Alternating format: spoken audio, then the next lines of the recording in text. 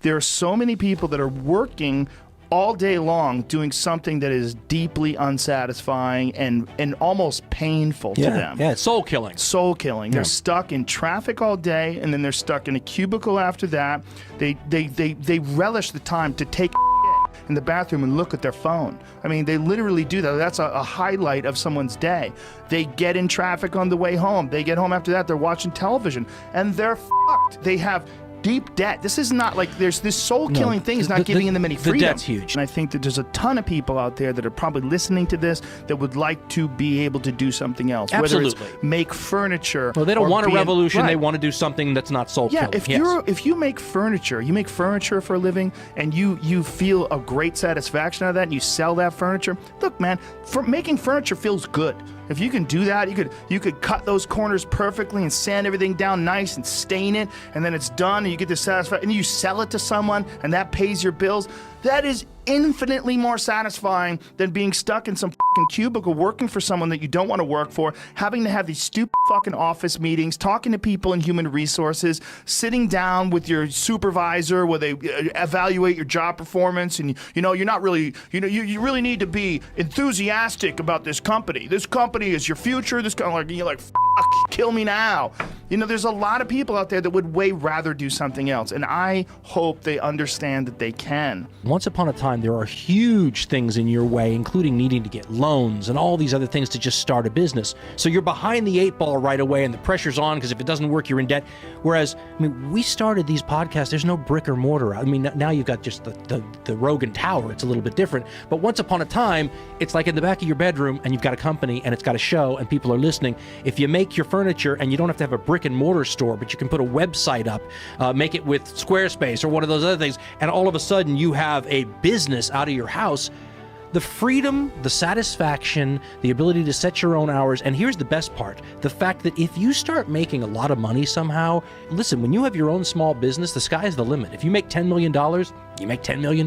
Yeah. So I always tell people that if you can, and it's not always something they can do, maybe you do it on the side when you've got your regular job, starting a small business now, in this climate that we have right now, is not only possible, it's not that much of a gamble, because if worse comes to worse, you didn't invest $100,000 you didn't have starting it all the time, right? Yeah. That website didn't cost you that much. The investment for the tools you may have had already. Podcasting's a perfect example. We make business, like my buddy says, we sell zeros and ones. Yeah. That's what we do. Well, it's never been easier to have a website either. No. Easier with companies like Squarespace, you could develop a website. You could literally build an amazing website in a fucking sell your hour. furniture. And you right? have a free online store with it, and they have these drag and drop user interfaces. You use photos, you drag them onto there, size it in place, boom. Next thing you know, you've got a website. Sell your furniture, sell whatever the fuck you make, whether you make clothes or you're designing backpacks, or there's a lot of people out there that have interests and they've never pursued those interests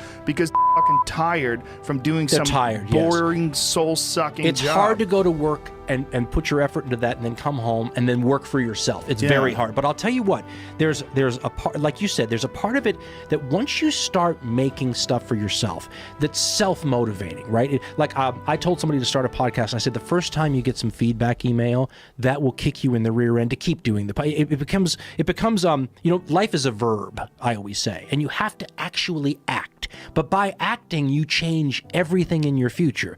Another guy said to me, it's a great line. He said, with podcasts, it's not always how many people are listening. Sometimes it's who they are, right? I can't tell you how many artists that I've discovered online just through Instagram or through Twitter. Like it's a creative revolution. Yes, in an amazing way. And I hope, and I think there's way more creative people out there than we realize. Oh, yes, absolutely. And I think they would love to have some sort of an opportunity to do something like that. And especially like an artist. Someone who's an artist, man, there's never been a better time to be an artist. Yeah. People think like, oh, how long is that going to take? Oh, but when you start out doing a podcast, well, I only got 10 downloads. Well, that's how it works. We all were there once. Yeah, I was there once. Dude, when we first did it, when Brian and I were first doing this podcast and we were doing it on like Ustream, we would have 200 viewers. If people have a regular day job, if you could just find one thing that you do as a passion project and just keep building on it, just keep watering it, keep adding fertilizer, keep giving it attention, keep giving it focus, and you can escape. You can escape, and you can be self-serving. You could be okay. You're going to be okay. People say, oh, well, today it's saturated. No, it's not, stupid. You just do something that's good. Stop saying it's saturated. If you're good, it'll stand out. This idea that like, oh, it's easy for you to say. Everybody's got these stupid barriers they put in their own head. You got to resist those goddamn things because they don't do you any good, and they certainly define the potential for your future in a negative way that's not self-serving and it's not even real. You know, you put this artificial ceiling on the potential for what you're doing. If you hit a wall, okay, that just means you need to regroup and rethink. It doesn't mean that wall's there, especially when it comes to something like social media or like a podcast, something where you're putting out a piece of art, you're putting out something that you've created. There's no wall as far as like how many people are going to enjoy it or how far it's going to go. It's just, it is what it is. And if people don't like it, make it better. If they like it less, fix that. Figure out a way to do it. You can do that. And this idea that there's no way to get past the starting block today is just ludicrous. It's crazy. And it's just this poor thinking.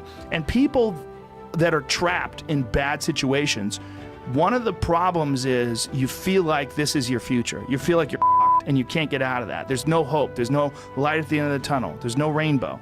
And if you feel like that, that alone can be incredibly defining and limiting. But if you look at yourself objectively and say, okay, I kind of am fucked here. I'm in credit card debt. I'm working in a shitty job. I don't like what I'm doing, but I have some ideas.